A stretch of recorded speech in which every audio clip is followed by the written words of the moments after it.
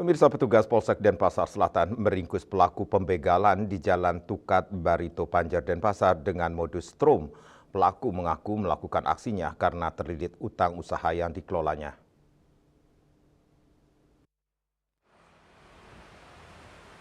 Kapolsek Denpasar Selatan AKP Agus Adi Apriyoga mengatakan pelaku berinisial AF 37 tahun asal Bondowoso, Jawa Timur.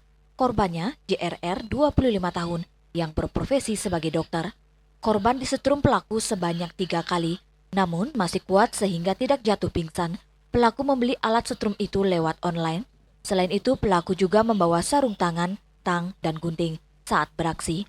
Awalnya, niat pelaku membuat korban pingsan tapi gagal. Akhirnya korban dipaksa keluar dari mobilnya dan pelaku masuk ke kendaraan tersebut. Pelaku mengaku terpaksa melakukan perbuatan tersebut karena usaha interiornya bangkrut dan menanggung utang 200 juta. Akhirnya pelaku merencanakan mencuri barang-barang di mobil. Ditambahkan, saat ke TKP, pelaku naik ojek online dan melakukan aksinya secara acak dan sasaran utamanya adalah barang-barang di dalam mobil yang cepat laku. Motifnya di sini pelaku terlilit utang yang diterima dari vendor hampir 200 juta. Jadi pelaku di sini sudah memang punya niatan untuk melakukan pencurian untuk menembus utangnya itu.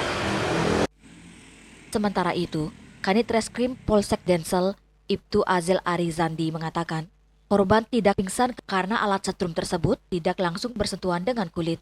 Korban kala itu memakai pakaian dan jas dokter. Karena setrumannya kan tidak menyebabkan sampai pingsan tidak. Trauma sudah jelas karena mungkin ini pertama kali dalam hidup korban mengalami hal kejadian seperti ini. Ditambahkan, setelah melakukan aksinya, pelaku hendak membawa kabur mobil korban tapi gagal karena ditangkap warga. Rai Suwantara, Bali TV.